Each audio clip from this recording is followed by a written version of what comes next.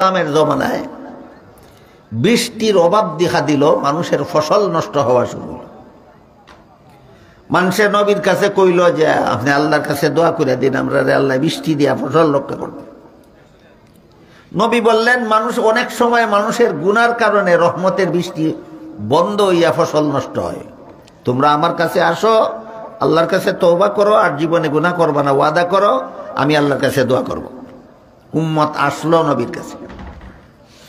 নবী দোয়া শুরু করলেন, হে আল্লাহ, আমাদের গুনার কারণে আপনি রহমতের বৃষ্টি নষ্ট করছেন, বন্ধ করছেন।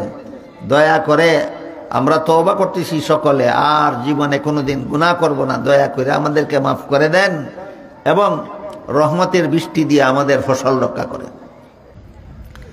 আল্লাহ দোয়ার মধ্যেই নবীর কাছে ওহী পাঠাইলেন যে আপনার সাথে আট মিলাইয়া যারা যারা আমিন কইতাছে, এদের মধ্যে একটা লোকের এখনো নিয়ত আছে আরো গুনাহ করত,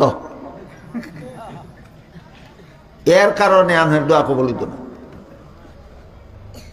যে ভবিষ্যতে আরো কবিরা গুনাহ করার ইচ্ছা রাখে, তার তওবা কবুল হয় না।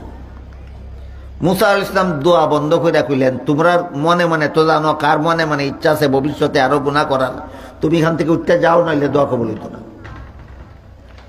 এই লোকে পড়লো এখন মহা টেনশনে, আমি যদি এখন উঠতে যাই তো সারা দেশের মানুষে চিনবো আমার গুনার কারণে রহমতের বৃষ্টি বন্ধ আছে।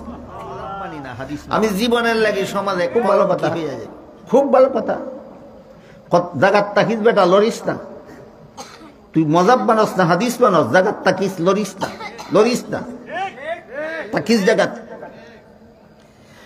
কোন হাদিসে রসুল বলছেন আমার অমুক হাদিসটা সহি আর অমুক হাদিসটা জয়ীফ? বাপের বেটা হইলে দেখা, এটা তো মজহাবের ইমামরা কইছে, তা তুই না বলে মজাব বানস না? তুই দি জাতে মাতাল তালে ঠিক রে, তুই দি জাতে মাতাল তালে ঠিক। রসুলের জিন্দেগিতে কোনোদিন কইছেন না যে আমার এই হাদিসটা সহি আর এই হাদিসটা জয়ীফ? সারা দুনিয়া খুঁজাও ভেবেন না। হাদিস রে সহি কওয়া, হাদিস রে জয়ীফ কওয়া, হাদিস রে হাসান কওয়া, এগুলি রসুলের কথা না, এটা মজাবের ইমামগণের কথা। তুই তো মজা মানুষ হই না, তুই তো মজাবের ইমামের কথা মানুষ হই না বেটা। তো হাদিস জয়ীফ হওয়া এটা তোর কথা মতো এটা বাদ। তো হাদিসও তো আসই, রসুল তারা বিশ্বাস করছেন, জয়ীফ তো তোর বানাই কথা, এটা রসুলের কথা না। কথা বুঝুন না, বুঝুন না?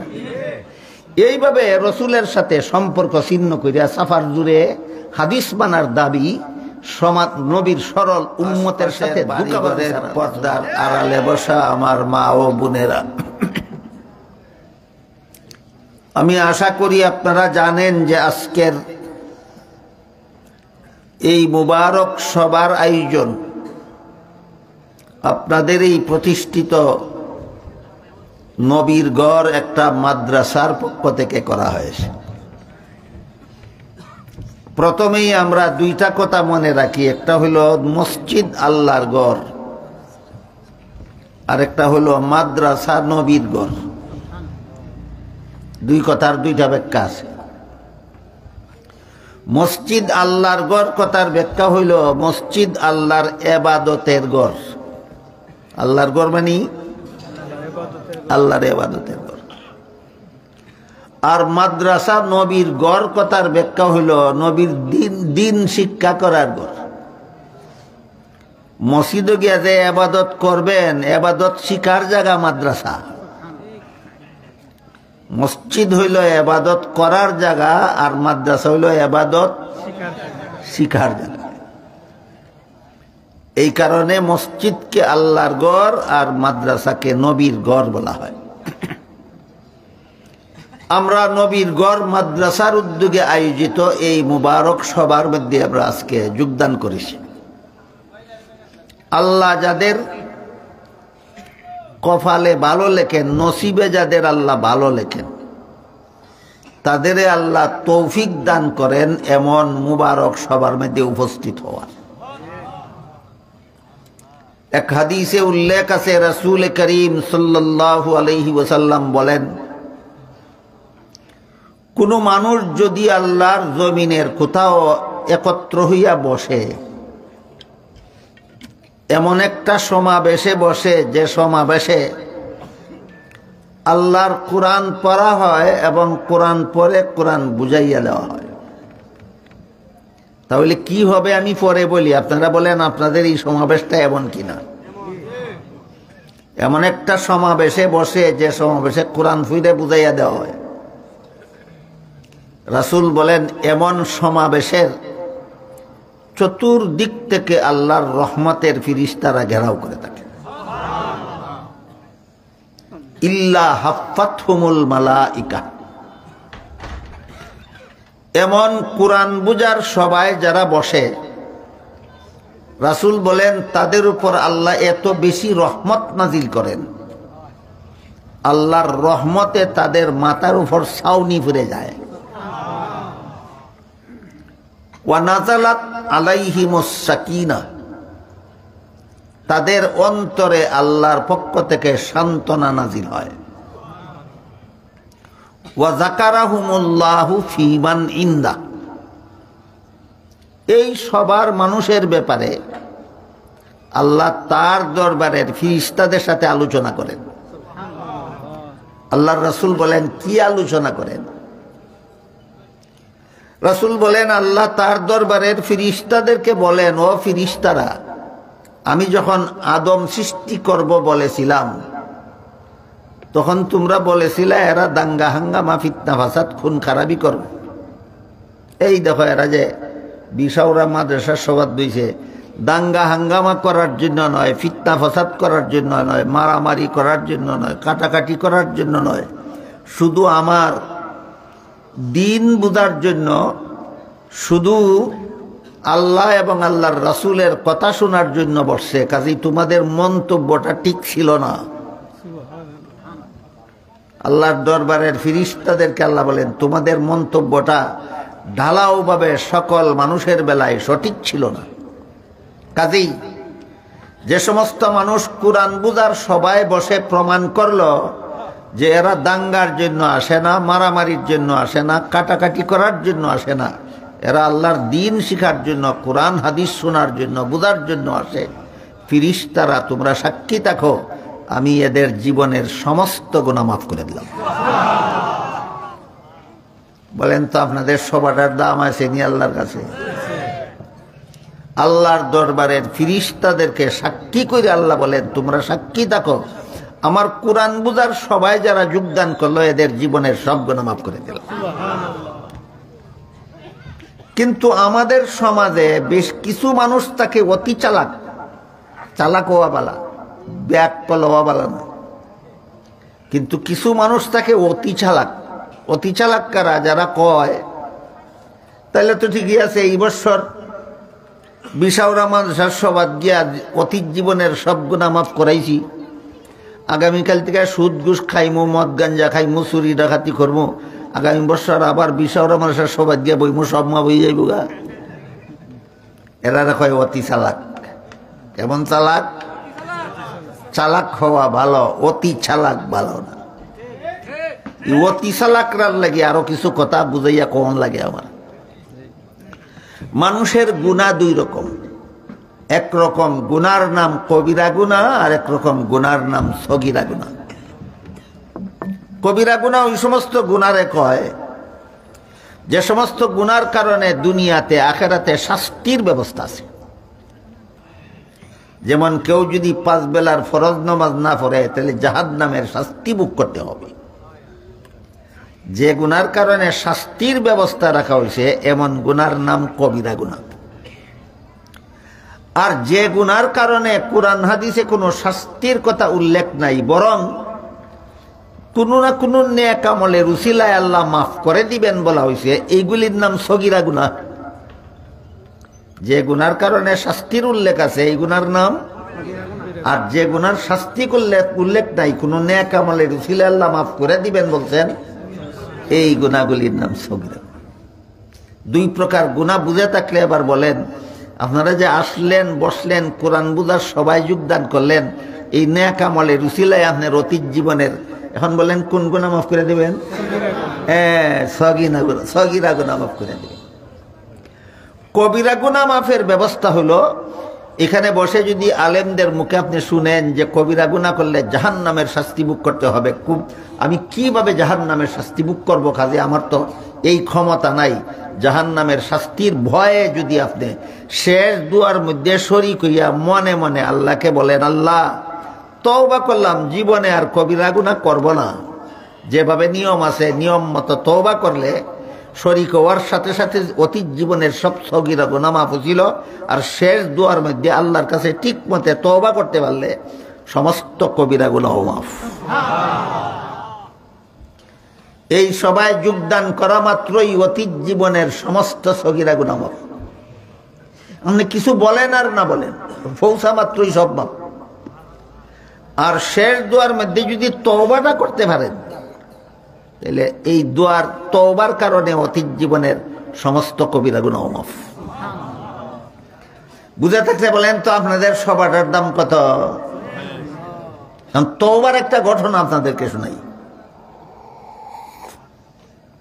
হযরত মুসা আলাইহিস সালামের জমানায় বৃষ্টির অভাব দেখা দিল, মানুষের ফসল নষ্ট হওয়া শুরু হলো।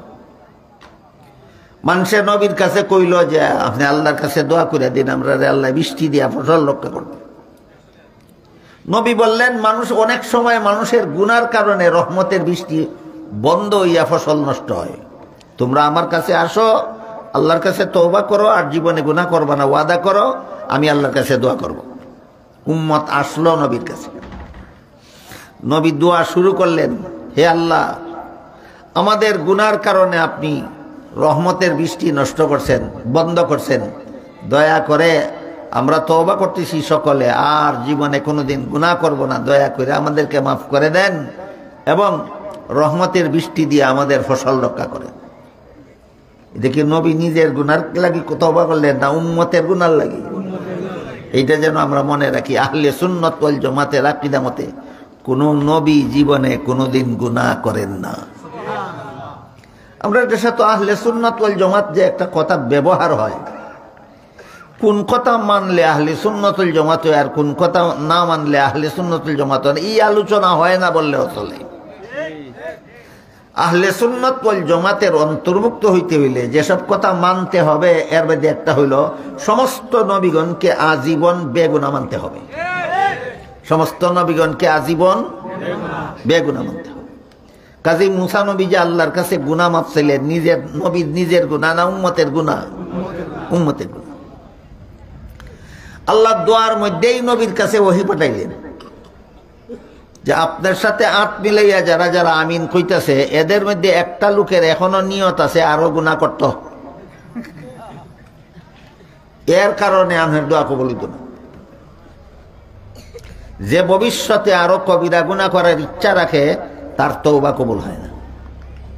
মুসা আলাইহিস সালাম দোয়া বন্ধ করে কইলেন, তোমরা মনে মনে তো জানো কার মনে মনে ইচ্ছা আছে ভবিষ্যতে আরো গুনাহ করার, তুমি এখান থেকে উঠতে যাও, নাইলে দোয়া কবুল হইত না। এই লোকে পড়লো এখন মহা টেনশনে, আমি যদি এখন উঠতে যাই তো সারা দেশের মানুষে চিনবো আমার গুনার কারণে রহমতের বৃষ্টি বন্ধ আছে, আমি জীবনের লাগি সমাজে কলঙ্কি হইয়া যাব। কাজেই হে মনে মনে আল্লাহ রে কয়, আল্লাহ আমারে কলঙ্কিটা বানাইয়া না, আল্লাহ তুমি জানো আর আমি জানি, কথা দিলাম আর জীবনে কবিরা গুনাহ। ঘটনা নবীরে না জানাই এই আল্লাহ সাথে সাথে বৃষ্টি দেওয়া শুরু করে দিলেন। নবী আল্লাহকে জিজ্ঞাসা করলেন, আপনি বললেন একটা মানুষের মনে মনে আছে আরো গুনাহ করতো, হে থাকলে বৃষ্টি হইতো না, কেমনে বৃষ্টি হইলো? কেউ তো উঠতে গেল না। আল্লাহ বলেন, যেই পাপিষ্টের কারণে রহমতের বৃষ্টি বন্ধ আছিল, হের কারণে তাড়াতাড়ি দিছি। নবী জিজ্ঞেস করেন, হ্যাঁ কি করছে? বলে, হ্যাঁ আমার সাথে কন্ট্যাক্ট করছে, আর জীবনে কবিরা গুনাহ করতো না, আমি মাফ করে দিছি। এখন বুঝলেন কবিরা গুনাহ কেমনে মাফ হয়? আপনারা যদি শেষ দোয়ার মধ্যে হাত তুললে আমারে কম লাগতো না। আল্লাহ যদি আল্লাহ ওয়াদা করলাম আর জীবনে মিথ্যা কথা বলবো না, আর জীবনে মিথ্যা মামলা করবো না, আর জীবনে মিথ্যা সাক্ষী দিব না, আর জীবনে চুরি করব না, ডাকাতি করব না, আর জীবনে অপরের সম্পদ অন্যায়ভাবে খাইব না, আর জীবনে কাউকে অন্যায়ভাবে কষ্ট দিব না, আর জীবনে সুদ খাইব না, ঘুষ খাইব না, মদ খাইব না, গাঞ্জা খাইব না, দোয়া শেষ করার আগে আগেই আল্লাহ ওই লোকটার মতো মাফ করে দিবেন। এখন বলেন সবার বড় দুইটা উপকার। এক নম্বর, যোগদান করা মাত্র অতীত জীবনের সমস্ত সগীরা গুনাহ মাফ। 2 নম্বর, দোয়ার মধ্যে যদি সকল গুনাহ থেকে ঠিক মতো তওবা করা যায় তাহলে অতীত জীবনের সমস্ত কবিরা গুনাহ মাফ। কমপক্ষে আমরা এই 2টা উপকারিতার কথা মনে রাখি যে এইরকম একটা ইসলামী সভার মধ্যে গেলে শুরুতেই একটা উপকার, শেষ পর্যন্ত আর একটা উপকার। যেহেতু আজকের এই সভাটা একটা মাদ্রাসার পক্ষ থেকে আয়োজন করা হয়েছে, এই জন্য আমি আরো একটা জরুরি কথা আপনাদেরকে বলা দরকার মনে করি। সেটা হলো মাদ্রাসাগুলির পক্ষ থেকে এই সভাগুলি কেন করা হয়। আপনাদের সকলের জানা থাকলে ভালো, বর্তমান বাংলাদেশে 40,000 কওমি মাদ্রাসা আছে। বলেন তো কত হাজার? 40,000। বর্তমান বাংলাদেশে 40,000 কওমি মাদ্রাসা আছে। প্রত্যেকটা মাদ্রাসার পক্ষ থেকে বৎসরে কমপক্ষে একটা সভা হয়। তাহলে 40,000 কওমি মাদ্রাসার পক্ষ থেকে এই বৎসরে বাংলাদেশে 40,000 ইসলামী সভা হয়।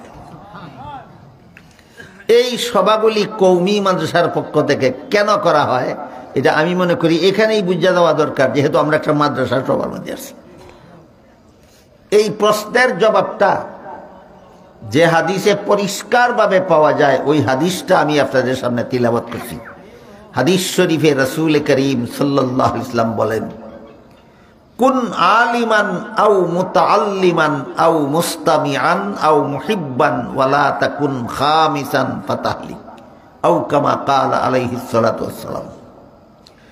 রাসূল বলেন, আমার উম্মতের জন্য জাহান্নাম থেকে বাঁচার সর্বমোট 4টা পথ আছে, এছাড়া 5 নম্বর কোনো পথ নাই। আমার উম্মতের জন্য জাহান্নাম থেকে বাঁচার সর্বমোট 4টা পথ আছে, 5 নম্বর কোনো পথ নাই। 1 নম্বর পথ হইল আল্লাহ রাসূল বলেন, তুমি আলেম হও যদি জাহান্নাম থেকে বাঁচতে চাও। আলেম হওয়ার সুযোগ যাদের হইল না তাদেরকে রাসূল বলেন, তুমি আলেমের ছাত্র হও, এটা তোমার জন্য জাহান্নাম থেকে বাঁচার 2 নম্বর পথ। নবী তার উম্মতের জন্য জাহান্নাম থেকে বাঁচার 1 নম্বর পথ দেখাইলেন, নিজে আলিম হওয়া। আলিম হওয়ার সুযোগ যাদের হইছে না তাদেরকে 2 নম্বর পথ দেখাইলেন, আলিমের ছাত্র হওয়া। আমরার সমাজের বিশেষ করে এই 40,000 কওমি মাদ্রাসায় যারা পড়ান এরা তো আলিম, এরা জাহান্নাম থেকে বাঁচার 1 নম্বর পথে আছেন।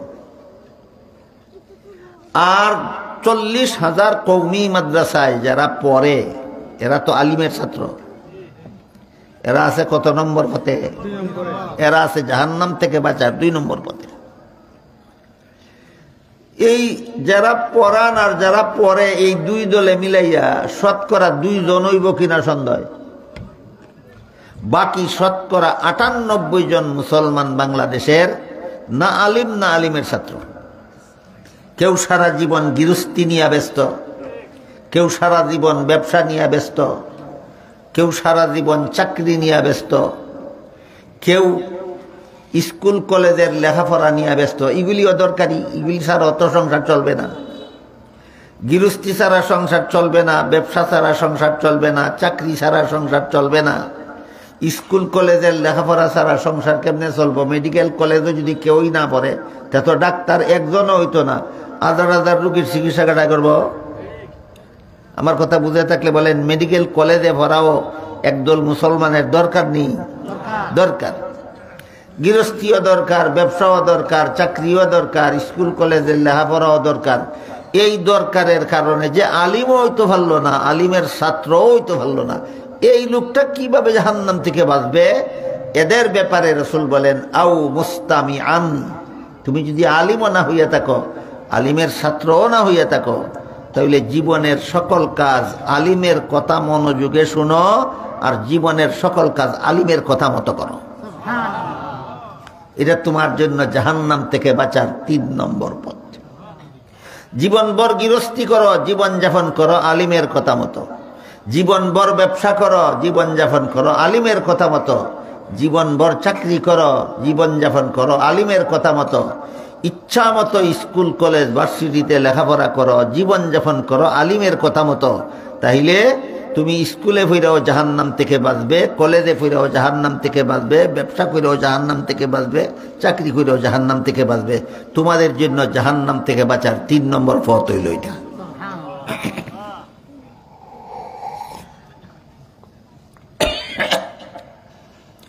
কিন্তু এখানে একটা জটিল প্রশ্ন আছে। প্রশ্নটা হইল যে আমি যে গৃহস্থির কারণে, ব্যবসার কারণে, চাকরির কারণে, স্কুল কলেজের লেখাপড়ার কারণে আলিমও হইতে পারলাম না, আলিমের ছাত্রও হইতে পারলাম না, এই কারণে আমি যে আমার জীবনের সকল কাজ আলিমের কথা মতো করব, এক আলিমে যদি এক মতো আর এক আলিমে যদি আরেক মতো কথা কয়, আমি কার কথা মতো চলব? এই প্রশ্নটাই আমাদের বর্তমান সমাজের জন্য সবচেয়ে বড় জটিল। এই প্রশ্নটাই আমাদের বর্তমান সমাজে সবচেয়ে বড় জটিল। প্রশ্ন যত জটিল, জবাব তত সোজা। প্রশ্ন যত জটিল, জবাব তত সোজা। জবাবটা বোঝার লাগে একটা উদাহরণ দিই আপনাদের। এই যে বাল্বে বাতি জ্বলে, এটা কি দড়ির মধ্যে বান্ধা না হোল্ডারও লাগায়? হোল্ডার কি কাপড়ের মধ্যে কিত্তা তুইছে না তারের মধ্যে? তার গেছিনি সুইচ, সুইচ গেছিনি মেইন সুইচ, মেইন সুইচ গেছিনি কারেন্টের লাইনও, লাইন গেছিনি বিদ্যুৎ কেন্দ্র, একটা কানেকশন আসেনি সবটাই। যদি কোনোখানে যদি ডিসকানেক্টেড হয়, পাওয়ার হাউস থেকে যদি সম্পর্ক ছিন্ন করা হয়, ট্রান্সমিটার থেকে যদি সম্পর্ক ছিন্ন করা হয়, মেইন সুইচ থেকে যদি সম্পর্ক ছিন্ন করা হয়, গড়ের সুইচ থেকে যদি সম্পর্ক ছিন্ন করা হয়, হোল্ডার থেকে যদি সম্পর্ক ছিন্ন করা হয়, তাহলে যেভাবে বাল্ব দেখা যাবে কিন্তু বাতি জ্বলবে না, ঠিক তেমনি ভাবে উম্মতের সমস্ত হেদায়েতের পাওয়ার হাউস হইলেন মুহাম্মাদুর রাসূলুল্লাহ। গোটা উম্মতের হেদায়েতের পাওয়ার হাউস হইলেন মুহাম্মাদুর রাসূলুল্লাহ। ট্রান্সমিটার হইলেন সাহাবায়ে কেরাম, মেইন সুইচ হইলেন তাবেঈন, ফারি সুইচ শাখা সুইচ হইলেন তাবেঈন, হোল্ডার হইলেন আইম্মায়ে মুস্তাহিদিন, আলেমগণ হইলেন বাল্ব। এখন যে আলিমের সম্পর্ক মুস্তাহিদ ইমামগণের সাথে আছে, ইমামগণের সম্পর্ক তাবেঈনের সাথে আছে, তাবেঈনের সম্পর্ক তাবেঈনের সাথে আছে, তাবেঈনের সম্পর্ক সাহাবায়ে কেরামের সাথে আছে, সাহাবায়ে কেরামের সম্পর্ক পাওয়ার হাউস মুহাম্মাদুর রাসূলুল্লাহর সাথে আছে। তোমার অন্তরে এই আলিমের কথা মতো চললে তোমার অন্তরে হেদায়েতের বাতি জ্বলবই। কেন লাগে বাতি জ্বলে? পাওয়ার হাউসের সাথে ডিসকানেক্টেড না কানেক্টেড? সম্পর্ক ছিন্ন না সম্পর্ক জোড়া? এইটা খুঁজা যদি আমরা আলিমের কথা শুনি তেই চলে, আর কোনো কথা নেই। সর্বযুগেই কিছু আলেম এমন থাকে যারা ডিসকানেক্টেড, কারো উস্তাদের সাথে সম্পর্ক ছিন্ন, কারো দাদা উস্তাদের সাথে সম্পর্ক ছিন্ন, কারো মযহাবের ইমামগণের সাথে সম্পর্ক ছিন্ন, কারো তাবেঈনের সাথে সম্পর্ক ছিন্ন, কারো তাবেঈনের সাথে সম্পর্ক ছিন্ন, কারো সাহাবায়ে কেরামের সাথে সম্পর্ক ছিন্ন, কারো নবীর সাথে ডিসকানেক্টেড। সে যত বড় আলেম হোক না কেন, যদি নবীর সাথে ডিসকানেক্টেড হয়, তুমি যত বড় আলেম হও না কেন, তোমার কথা শুনলে জনগণের হেদায়েত হবে না।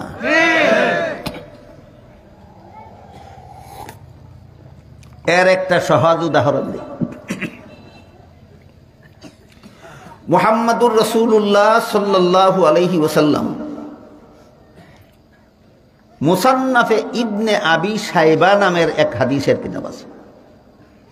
এখানে উল্লেখ আছে রাসূল করিম সাল্লাল্লাহু আলাইহি ওয়াসাল্লাম রমজান মাসে গভীর রাতে এশার পরে ফজরের আগে বিতির সহ 23 রাকাত নামাজ পড়তেন। কিতাবের নাম মুসান্নাফে ইবনে আবি শাইবা। হাদিসটা হলো আল্লাহর রসুল রমজান মাসে এশার পরে ফজরের আগে যে নামাজগুলি পড়তেন এগুলি বিতির সহ 23 রাকাত পড়তেন। এখন এই 23 রাকাত থেকে বিতিরের 3 রাকাত বাদ দিলে 20 রাকাত। তাহলে হাদিসে আসেনি আল্লাহ রসুল রমজান মাসে রাতে 20 রাকাত নামাজ পড়তেন? এটা কি নামাজ? এক হাদিসে রাসূল করিম সাল্লাল্লাহু আলাইহি ওয়াসাল্লাম বলেন, আলাইকুম বিসুন্নতি ওয়া সুন্নাতিল খুলাফাইর রাশিদিন আল মাহদিয়িন। আমার সুন্নত পালন করতে তোমরা যেভাবে বাধ্য, আমার খুলাফায়ে রাশিদিনের সুন্নত পালন করতে তোমরা তেমনি ভাবে বাধ্য। প্রসিদ্ধ খুলাফায়ে রাশিদিন কজন কেউ বলতে পারেন? 4 জন। হযরত আবু বকর সিদ্দিক রাদিয়াল্লাহু আনহু, হযরত উমর ফারুক রাদিয়াল্লাহু আনহু, হযরত উসমান রাদিয়াল্লাহু আনহু, হযরত আলী রাদিয়াল্লাহু আনহু। আপনারা যারা বসা আছেন আপনাদের মধ্যে কেউ একটা কথা জানেন কিনা বলবেন, জানলে বলবেন জানি, না জানলে বলবেন জানি না। মুহাম্মদুর রাসূলুল্লাহ সাল্লাল্লাহু আলাইহি ওয়াসাল্লাম জুম্মার নামাজের এক আজান চালু কইরা গেছিলেন। রাসূল দুনিয়ার থেকে বিদায় হয়েছিলেন জুম্মার নামাজের এক আজান চালু করিয়া। হযরত উসমান রাদিয়াল্লাহু আনহু জুম্মার নামাজের 2 আজান চালু করছেন। যে আজানটা খুতবার আগে দেওয়া হয় এটা রসুলের চালু করা আজান।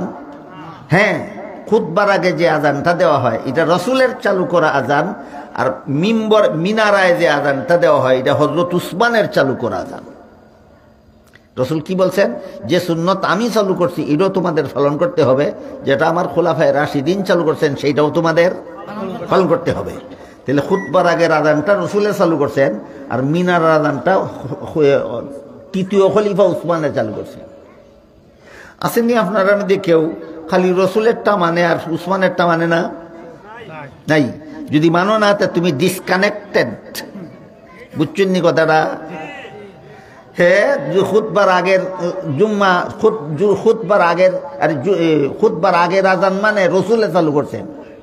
মিনারের আজান মানে না উসমানে চালু করছেন। রসুলের যুগে আজান ছিল না, এই দুহাই দিয়া সে মানে না। বলেন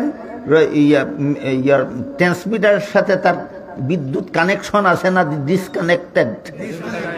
তোমার হেদায়েতের গন্ধ পাইবা না তুমি, তোমার কারেন্টের লাইন ডিসকানেক্টেড। বুঝাইতে পারছি নি বিষয়টা?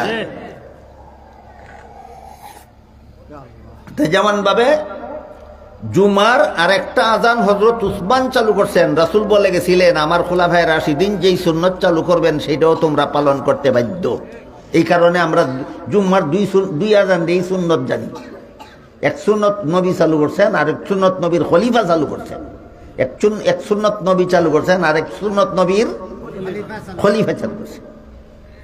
ঠিক তেমনি ভাবে রাসূল করিম সাল্লাল্লাহু আলাইহি ওয়াসাল্লাম তারাবির নামাজ মসজিদে গিয়া জামাতের সাথে পড়ছেন 3 দিন, আর এর বেশি না।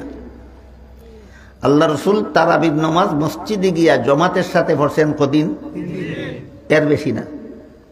হযরত উমর ফারুক রাদিয়াল্লাহু আনহু প্রত্যেক দিন মসজিদে গিয়া তারাবির নামাজ জামাতে পড়ার সুন্নাত চালু করছেন। এখন ধরে রমজান যদি 30 হয়, 3 দিন মসজিদে গিয়া জমাতে পড়া সুন্নত রসুলে চালু করে গেছিলেন, আর 27 দিন মসজিদে গিয়া তারাবি জমাতে পড়ার সুন্নত কে চালু করলেন? হযরত উমর রাদিয়াল্লাহু। এখন যদি কেউ হয় আমি নবীর সুন্নত মানি, উমরের সুন্নত মানি না, তাহলে তুমি ট্রান্সমিটারের সাথে তোমার ডিসকানেকশন, হেদায়েতের গন্ধ পাবে না। কথা বুঝেন কিনা দেখেন। কাজেই রসুল যে বলছেন তুমি যদি আলিমও না হও, আলিমের ছাত্রও না হও, তাহলে আলিমের কথা মতো চলো। কোন আলিমের? ডিসকানেক্টেড আলিমের না, কানেকশন যার ঠিক আছে। কই পর্যন্ত? এই আলিম থেকে তার উস্তাদ, তার উস্তাদ, তার উস্তাদ, তার উস্তাদ হইয়া আইম্মায়ে মুস্তাহিদিন হইয়া, তাবে তাবিঈন হইয়া, তাবিঈন হইয়া, সাহাবায়ে কেরাম হইয়া রসুলের সাথে যার ইমান, এলিম, আমলের সম্পর্ক ঠিক আছে, এমন আলিমের কথা মতো চলো, তুমিও জাহান্নামের দিকে নাজাত পাবে।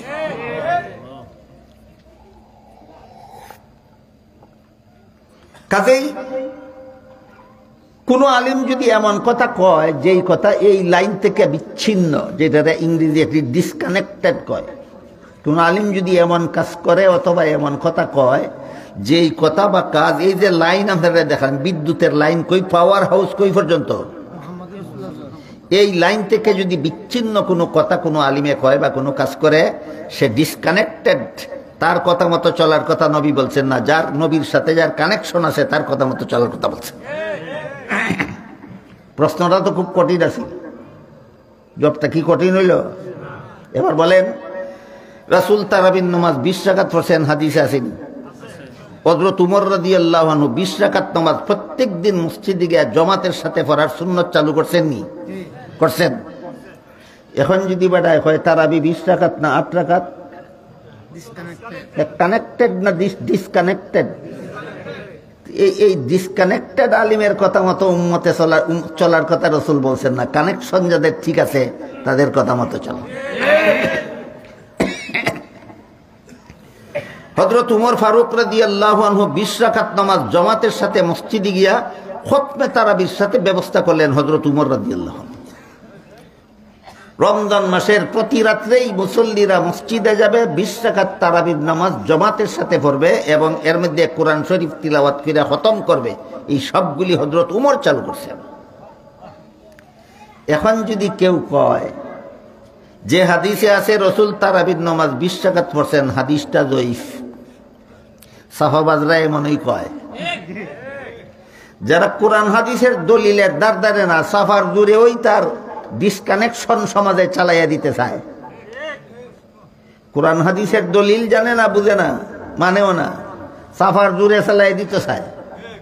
এরারে যখন বলা হয় মুসান্নাফে ইবনে আবি শাইবার হাদিসে আছে আল্লাহ রাসূল তারাবির নামাজ 20 রাকাত পড়ছেন, সাথে সাথে কয় হাদিসটা দুর্বল, মানা যায় না, হাদিসটা জয়ীফ। জয়ীফ আরবি শব্দ, এটার বাংলা অর্থ হইল দুর্বল। জয়ীফ কোন ভাষা? বাংলা কি? দুর্বল। নবীর কথারে হাদিস কয়নি, নবীর আমলরে হাদিস কয়নি।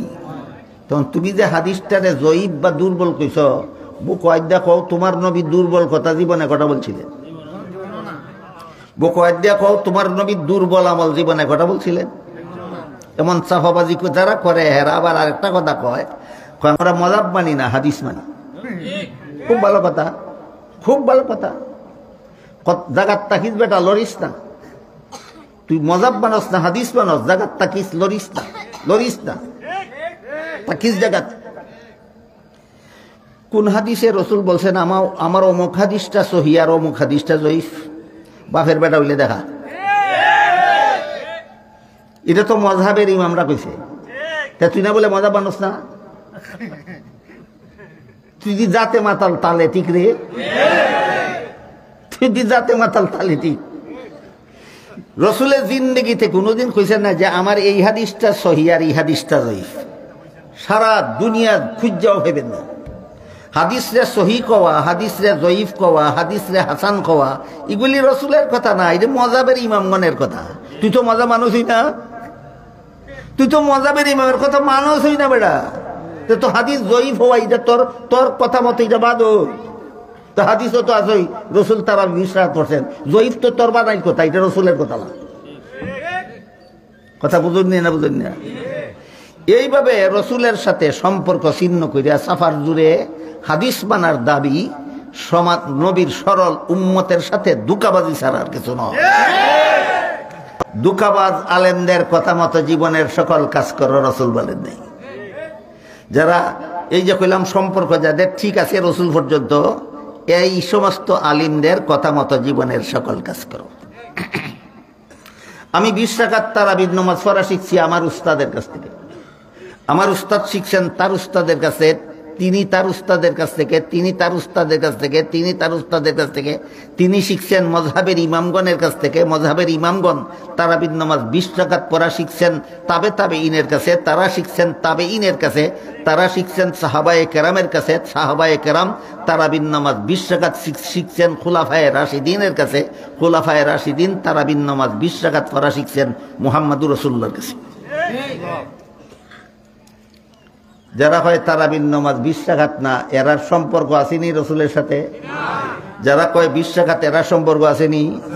আপনারাই বলেন কোন আলিমের কথা মতো চলবেন? রসুলের সাথে যাদের কথায় আর কাজের সম্পর্ক আছে, রসুলের সাথে যাদের কথায় আর কাজে সম্পর্ক আছে।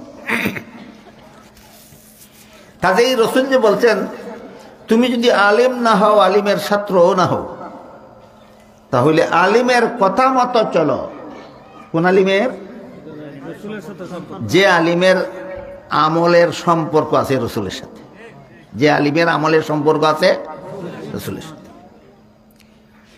সর্বপ্রথম যেই লোকটা বলছিল তারাবির নামাজ 8 রাকাত, শুধু এই কথাই বলছে না, সাথে সাথে কইছে তারাবির নামাজ 20 রাকাত পড়া বিদআত। এই লোকটার নাম মুহাম্মদ হুসাইন বাটালবি, ভারতে তার বাড়ি। এই লোকটার নাম মুহাম্মদ হুসাইন বাটালবি। সর্বপ্রথম 1285 হিজরিতে এই লোকটায় 20 রাকাত তারাবি পড়ারে বিদআত কইছে, আর 8 রাকাত তারাবি পড়ারে সুন্নত কইছে। এই 1200 বছর পর্যন্ত যারা 20 রাকাত পড়লো এরারও হয়। 1285 হিজরি সনে সর্বপ্রথম যেই ফেতনাবাজে কইছে তারাবি 20 রাকাত পড়া বিদআত, 8 রাকাত পড়া সুন্নত, এই লোকটার নাম মুহাম্মদ হুসাইন বাটালবি। এর আগে দুনিয়ার কোনো মুসলমান তারাবি 8 রাকাত কইছে না। এর আগে দুনিয়ার কোনো মুসলমান তারাবি 8 রাকাত কইছে না। মান্য নিলাম একটু সময় লাগি, তোর কতই বেটা, তুই 1200 বছর পরে আইয়া কইছস তারাবি 8 রাকাত। তে রসুলের যে 20 রাকাত পড়া বিদআত, তে রসুলে কি বিদআত করছিলেন? হযরত উমরে 20 রাকাতের জমাত চালু করলেন, উমরও কি বিদআত করছিলেন? উমরের চালু করা 20 রাকাতের জমাত সাহাবায়ে কেরাম সহি কইছিলেন, কেউর কোনো আপত্তি ছিল না। সমস্ত সাহাবায়ে কেরাম বিদআত করছিলেন। এই ডিসকানেক্টেড লোক তো তোর সাহাবায়ে কেরামে বিদআত করছেন, রসুলে বিদআত করছেন, তাবেঈনে বিদআত করছেন, তাবে তাবেঈন বিদআত করছেন, 4 মাযহাবের 4 ইমামে বিদআত করছেন। তুই সুন্নত পাইছস কোথায়? তোর কোন বাপের বাড়ি সুন্নত পাইছস?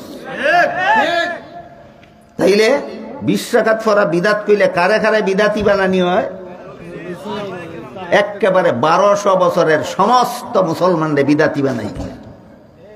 নবীর সুন্নত কি নবী দুনিয়ার থেকে বিদায় হওয়ার 1200 বছর পরে জারি হইল? এটা হলো আপনাদের জন্য, আলেমদের জন্য আরেকটা জবাব আছে, এটা আপনারা বুঝবেন না। সেটা হলো এই যে মুসান্নাফে ইবনে আবি শাইবার মধ্যে হাদিস আছে আল্লাহ রসুল তারাবি 20 রাকাত পড়ছেন। এই হাদিসের সনদের মধ্যে বর্ণনাকারীদের মধ্যে কোনো কোনো বর্ণনাকারী এমন আছেন যাদের বর্ণনা আমলের জন্য যথেষ্ট নয়। এটা তো এই হাদিসের পরিভাষায় জয়ীফ কয়। এইরকম দুর্বল বর্ণনাকারী কোন হাদিসের বর্ণনার সাথে জড়িত হওয়ার আগেই যদি দুনিয়ার উম্মতে হাদিসটা আমল করা শুরু করে দেয়, তে পরবর্তীতে কেউ এটারে জয়ীব জয়ীব জয়ীব জয়ীব কইতে কইতে মুখ ফেনা তুললে আর কিছু আসে যায় না। এটারে পরিভাষাগতভাবে বলা হয় তাওয়াতুরে আমলি। যারা জয়ীফ কইছে এরার বাপ দাদার জন্মের আগের থেকে সাহাবায়ে কেরামি হাদিসে আমল করে আসছেন। সারা দুনিয়ার মুসলমান হাদিসে আমল করে লাইছে, এটা দলিল হইয়া গেছে। এখন পরবর্তীতে তুমি জয়ীব জয়ীব বলতে থাকলে আর দুর্বল বর্ণনাকারী বর্ণনায় জড়িত হইলে এই হাদিসের গ্রহণযোগ্যতায় বিন্দু মাত্র পরিবর্তন হয় না। এটা ইলমে হাদিসের একটা মূলনীতি। এটা আলেমদের জন্য কইলাম, আপনারা লাগে আগেরটা, আপনারা লাগে কোনটা? হাদিস জয়ীফ না সহি এমন কথা তো রসুল, তোরার কথা, তোর ইমামদের কথা, তোরা তো ইমাম মানুষই না। এটা আপনারা লাগে যে হাদিসে আছে রসুল 20 রাকাত তারাবি পড়ছে, এই হাদিসটারে এরা জয়ীফ কইয়া উড়াই দিতে চায়। হাদিসে জয়ীফ রসুলে কইছেন না ইমামরা কইছে? তুই তো ইমাম মানুষই না বেটা, তুই ইমাম আবার তুই ইমামের কথা আনস। এই কথাটা আপনারা লাগে কইছি, আর দিন পরেরটা কইছি আলিমরার লাগে। অমুক হাদিস সহি, অমুক হাদিস হাসান, অমুক হাদিস জয়ীফ, এই কথা কোনদিন জীবনে রসুলে কইছেন না। কইছেন মজহাবের ইমামগণ, কইছেন মজহাবের। তুই তো মজাবও মানুষ না, ইমাম মানুষ না, তুই এরার কথা আনন্দ হন। কথা বুঝছেন না বিষয়টা? তুই তো মজাবও মানুষ না, ইমাম মানুষ না, তুই ইমামের কথা এখন তাই না আনস কেতার লাগি সুজা ডাইরেক্ট হাদিস যা। তোরা তো আহলে হাদিস, খালি হাদিস মানুষ আর কিচ্ছু মানুষ না, বস হাদিসে আছে রসুল তারাবি 20 রাকাত পড়ছে। আর হযরত উমরে যে 20 রাকাত তারাবির নামাজ জামাতের সাথে চালু করছিলেন, এটা সহিহ হাদিসে উল্লেখ আছে। এটা সহিহ হাদিসের দ্বারা প্রমাণিত। হাদিসটা হইল রাসূল করিম সাল্লাল্লাহু আলাইহি ওয়াসাল্লাম বলেন, ওই সহিহ হাদিসটা হইল আলাইকুম বিসুন্নতি ওয়া সুন্নাতিল খুলাফাইর রাশিদিন আল মাহদিয়িন। এটা সহিহ হাদিস। আল্লাহ রাসূল বলছেন, যে সুন্নত আমি চালু করলাম এটাও তোমরা পালন করতে বাধ্য, যে সুন্নত আমার খুলাফায়ে রাশিদিন চালু করবেন সেইটাও তোমরা পালন করতে বাধ্য। এবার বলেন, জুমার নামাজের 1 আযানের সুন্নত রাসূল চালু করছিলেন, 2 আযানের সুন্নত কে চালু করলেন? যে কারণে এখানে 2 আযানের সুন্নত মানো, ঠিক তেমনি ভাবে তারাবির নামাজ মাত্র 3 দিন রাসূলের জামাতের সাথে পড়ছিলেন, প্রত্যেক দিন জামাতের সাথে পড়ার সুন্নত উমরে চালু করছেন, এখানে মানবা না কেন? আর উমরের চালু করা প্রত্যেক দিনের জামাত যদি মানুষ বেটাতে, উমরে 20 রাকাত চালু করছেন, এটা মানতে না গেলে আধা মানুষ না। এই রকমের জাতে মাতাল তালে ঠিক পর্যায়ের আলেমদের কথা মতো চলো রাসূল বলছেন না। জাতে মাতাল তালে ঠিক বুঝুননি, এটা কিচ্ছা কই বুঝবেন ভালো করে। এক বেটার কাছে কলার শরীফ আছে, এক আস্তা ফাঁকনা কলার শরীফ তো খাইয়া ফুরাই তারে না লুয়ে গেছে। ধরুন কেশবপুরের বাজার বাজারের নাম ওই কইলাম, বেচালাইতো পাইকার আইয়া কয় তোর কলার শরীফ কত? কয় 10 টাকা করে আলি, সবটা নেওগা যদি 10 টাকা করে আলি কিনছে। এখন গন্যা নি বুঝাইতো, কলার শরীর মালিকে কোয়ালি হইল গন্যা নিতে হালইতো না, আনা গনা তো গন্যা দেয়, এক কান্দা আতল হয় আর গনে আর দেয় 4টা করে আলি গনে, ফাঁকে 3টা করে আলি গন্যা দিলায়। যখন পাইকারে যখন দর্শে, এখন বেটা তুই 3টা আলি গনছস, কয় বাইন করবে না, আমি রই দিদা শরীরে মাথাত লিয়েছি, আমার মাথাটা ঠিক না। তা আবার 3টা করে যখন আলি গনছে, আবারও হয় মাথাটা ঠিক না। আবার যখন 3টা করে আলি গনছে, আবারও হয় মাথাটা ঠিক না। ওখন পাইকারে হয় তোর যদি মাথা ঠিক না থাকার কারণে মাঝে 3টা করে আলি গনতে পারস, তো ফাঁকে 5টা আলিও গনতে পারস। কয় ও তো খারাপ হয়েছে না, এইটারে কয় জাতে মাতাল তালে ঠিক। এইটারে কয় জাতে মাতাল তালে ঠিক। হে মাথা খারাপ হয়েছে 5টা আলি গনবার লাগি না, খালি 3টা আলি গনবার লাগি। এরাও আহলে হাদিস হইছে, এই কিতা তারাবির নামাজ 20 টাকা পড়বার লাগি না 8 টাকা পড়বার লাগি। এইটারে হয় জাতে মাতাল তালে ঠিক। এরা আরেকটা মাতলামির ঘটনা আপনাদের শোনাই। ইয়ামান দেশ বাড়ি ছিল একজন সাহাবীর, নাম ছিল হযরত ওয়াইল রাদিয়াল্লাহু। তিনি বলেন, আমি মুসলমান হওয়ার পরে আল্লাহ রাসূল আমাকে সাথে নিয়া 20 দিন 5 বেলার নামাজ পড়ছেন, আমাকে সাথে নিয়ে, যেন রাসূলের নামাজ দেখে দেখে আমি নিজের নামাজটা শিখতে পারি। এই 20 দিনের মধ্যে আল্লাহ রাসূল 3টা নামাজে আমিন জুড়ে কইছেন। কটা নামাজে? আমার মতো নৌ মুসলিমকে শিক্ষা দেওয়ার জন্য। কারণ 2-3টা নামাজেও যদি রাসূল আমিন জুড়ে কইতেন না, তাহলে ইমাম সাহেব সূরা ফাতিহা পড়ে সারলে মুক্তাদি যে আমিন পড়তে হয়, এটা আমি শিখতেই পারতাম না। এই জন্য 3টা নামাজে রাসূল আমিন জুড়ে কইছেন, আর বাকি সবগুলি নামাজেই রাসূল আমিন আসতে বলছেন। আসতে বলা সুন্নত হওয়ার কারণে। দেখেন, একই হাদিসে রাসূল আমিন জুড়ে কইছেন কথাটাও আছে, আমিন আসতে কইছেন কথাটাও আছে। জুড়ে কইছেন কোন কারণে, কারণটাও উল্লেখ আছে, একজন নৌ মুসলিমকে শিক্ষা দেওয়ার জন্য। আর 3 নামাজ ছাড়া বাকি সবগুলি নামাজেই রাসূল আমিন আসতে বলছেন। এটার কারণও তিনি বলেন যে আসতে বলা সুন্নত হওয়ার কারণে। হাদিস বুঝা থাকলে আপনারা বলেন, 3 নামাজে রাসূল আমিন জুড়ে বলছিলেন সুন্নত হওয়ার কারণে, না আরেকজনের শিখানির লাগি? 3 নামাজ ছাড়া বাকি সবগুলি নামাজেই রাসূল আমিন আসতে বলেছিলেন শিখাইবার জন্য, না সুন্নত হওয়ার কারণে? যদি সত্যই আহলে হাদিস হইয়া থাকো, তুমি মাযহাব মানো না হাদিস মানো, ই হাদিস মানো না কেন? এইটারে কয় জাতে মাতাল তালে ঠিক। এটারে কয় জাতে মাতাল তালে ঠিক। ই হাদিসটা মানুষ থাকে রে বেটা, এটা তো সহিহ হাদিস। সহিহ রাসূলে কইছেন না, ওই মাযহাবের ইমামরা কইছে। হাদিস সহিহ আর জয়ীফ আর হাসান বললেই বুঝবেন এটা রাসূলের কথা না, এটা মাযহাবের ইমামদের কথা। এই কথাটা বলবেন না কোনোদিন। যারা হাদিস মানে কয় মজাব মানে না, এরা যখন কইব হাদিসটা সহি না, তখনই বলবেন হাদিসটা সহি না, রসুলে কইছেন না, মজাবের ইমামে কইছে। বলে মজাবের তুই বলে মজা মানুষ না, তুই দি জাতে মাতাল, তালে ঠিক রে। এখন সাফাবাজিটা যেটা করে এটা হইল ঠিক আছে, একজনের শিখাইবার জন্যই রসুলে 3 নামাজে আমিন জুরে কইছেন। রসুলের জুরে কোয়াটা কি না যাইজ হইছে? জাইজ হইছে। তা আমরা সুন্নত মতো আসছে না কইয়া জাইজ মতে জুরে হইলে অসুবিধা কিতা? এইভাবে সাফাবাজি করে। আসতে কইলে সুন্নত হইব, জুরে কইলে জাইজ তৈব। তা আমরা জাইজ করছি, অসুবিধা কিতা? আমি কই কোনো অসুবিধা নাই। আমিন বলার বেলায় যেমন ভাবে 2 ধরনের হাদিস আছে, জুরে বলা জায়েজ, আস্তে বলা সুন্নত। জুরে বলা জায়েজ, আস্তে বলা সুন্নত। তেমনি ভাবে বউয়ের বেলায়ও 2 ধরনের হাদিস আছে, লইয়া সংসার করা সুন্নত, তালাক দেওয়া জায়েজ। তালাক দেওয়া জায়েজ, লইয়া খাওয়া সুন্নত। এখানেও বেটা জায়েজ টালো না, বুঝছেন না কুস্তা কিতা বুঝছো? আবার কই আমিন বলার বেলায় হাদিস 2 রকম আছে, জুরে বলা জায়েজ, আস্তে বলা সুন্নত। জুরে বলা জায়েজ, আস্তে বলা সুন্নত। সুন্নতটা বাদ দেয়া জায়েজটা হাদিসে আছে। বউয়ের বেলায় 2 রকম হাদিস আছে, লইয়া জীবন খাটানি সুন্নত, তালাক দেওয়া জায়েজ। লইয়া জীবন খাটানি সুন্নত, তালাক দেওয়া জায়েজ। আমিনও যখন জায়েজটা লইছত বেটাতে, বউর বেলায়ও জায়েজটা লো, ইখানো লইছত জায়েজটা, আর ইখানো লইছত সুন্নতটা। ব্যাপার কি? জাতে মাতাল তালে ঠিক। কথা বুঝে আইছি নি? জাতে মাতাল তালে ঠিক। এই রকমের জাতে মাতাল মার্কা আলিমের কথায় চলো, রসুলে বলছেন না।